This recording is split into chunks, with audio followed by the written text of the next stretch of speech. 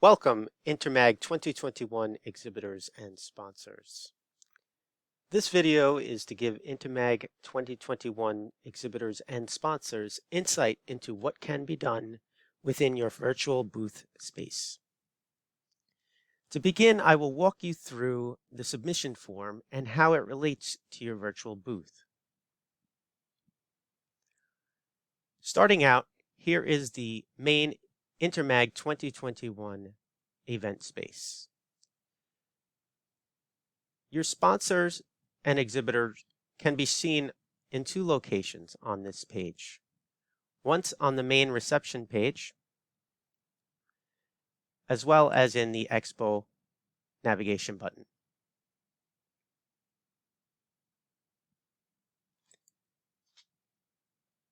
Here is the Intermag 2021 Virtual Exhibit Booth Information Form. This form, once submitted, will help us build your virtual booth space. So I will go down the list. Primary contact email, that's who is filling out this form and who should be contacted for any and all issues related to your virtual booth space. Primary contact first name, primary contact last name. The company and organization, this is how you would like your page to be shown on our site. This is seen here at the top.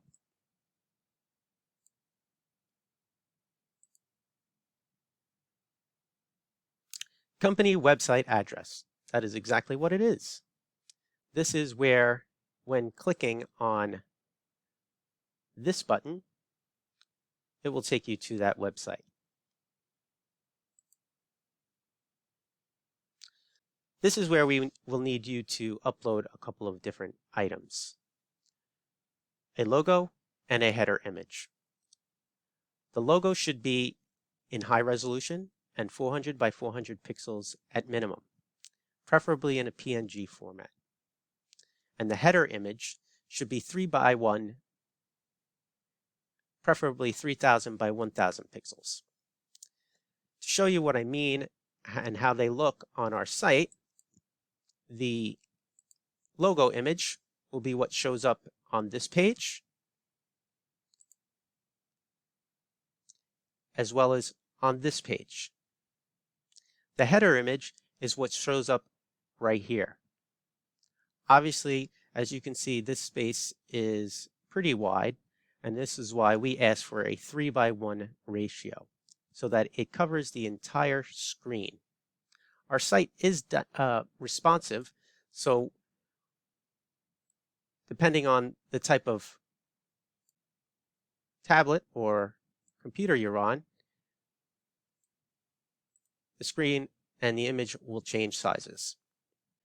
LinkedIn link, Twitter link, and Facebook link. Those all show up here. If you don't have Facebook or you don't want to show any of these buttons, we can turn them on or off. So depending on what you input into the form, they are not mandatory. If you input URLs for these items, they will show up on your page. The next section is for email for meeting request. This is when an attendee clicks on the Request a Meeting button in your virtual booth, a meeting request will be sent to this email address. This is shown right over here. Now, content for your virtual exhibit booth main page. This is all the stuff that is shown on this page. Here you can put any number of things. Links to YouTube videos, we can embed those. You can put text, links to items on your website, links to other websites, and any kind of number of forms. It's really up to you.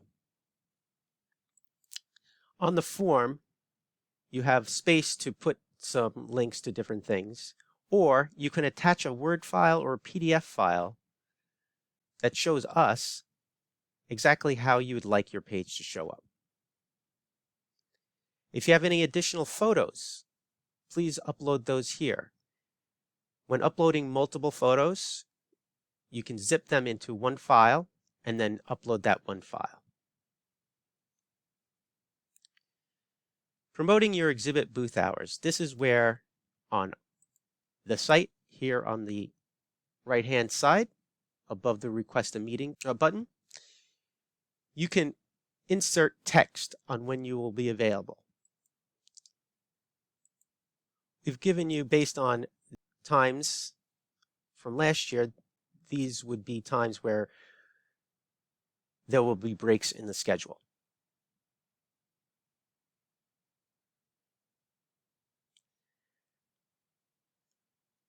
And that's what we need in order to create your page.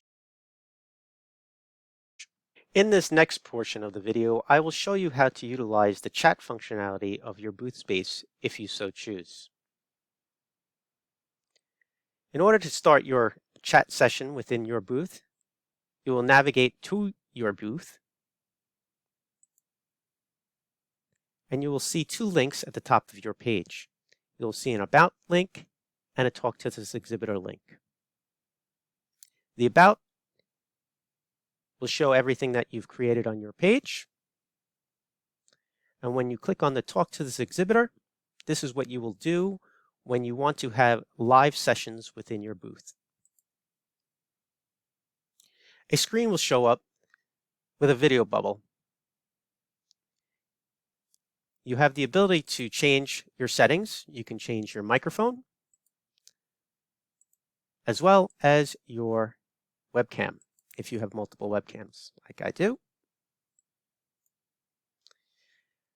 And to start the session, you click on Start Session. Before we go in there, I just want to explain our system is role-based. And so the names that are given to me for booth access, they will be the ones that will be able to start the session within your booth. So click on Start Session.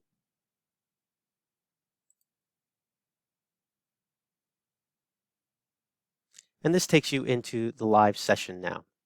So anytime an attendee comes into your booth space now, they will see you on screen. I will now show you what the attendee will see. The attendee will go to the Expo Center and they'll look for your booth. And this time they will see a Join Live Q&A button. This indicates that the live session is going on in your booth. When they click that button, they'll get a video window pop up as well. They're able to choose whether or not which microphone or camera they want to use. This is so if they do join the call, they have their settings enabled. They'll click Join and they'll be entered into the booth and they'll see you on screen. Attendees join sessions in a listen-only mode where they can text chat with the exhibitors. If they want to join the live session with their audio and video enabled, they'd have to hit the Raise Hand button. When they hit the Raise Hand button on your screen, you'll get an indicator up here in the top right corner. You can click that and add them to the call or not.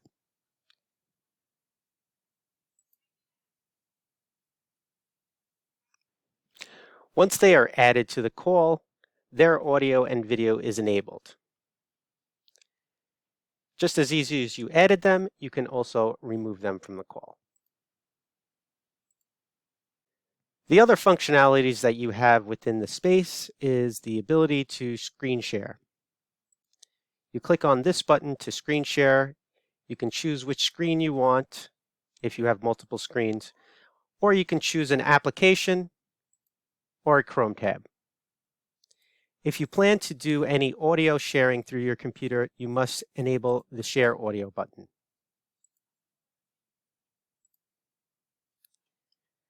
That is the basic functionality of the booth. When you are done, we ask you to hit the red End Session button. This will close your booth so that when people come into the Expo Center, they will no longer see the Join Live Q&A button. They will only see the Learn More button. And when they click on that, they'll be taken into your actual event page. Last but not least, I will show you what happens with the Request a Meeting button. The Request a Meeting button is for the attendees to use to reach out to you via the email you submitted in the form. They'll put in their information and they can put in some text. When they click Submit, an email will go to the email address you provided. Finally, from a lead tracking perspective, all attendees that visit your booth will be tracked by our system. After the event, you will receive an email with this contact information. Thank you for watching this video. If you have any questions, please feel free to contact Underline Support at intermag2021@underline.io. We look forward to your presence at Intermag 2021.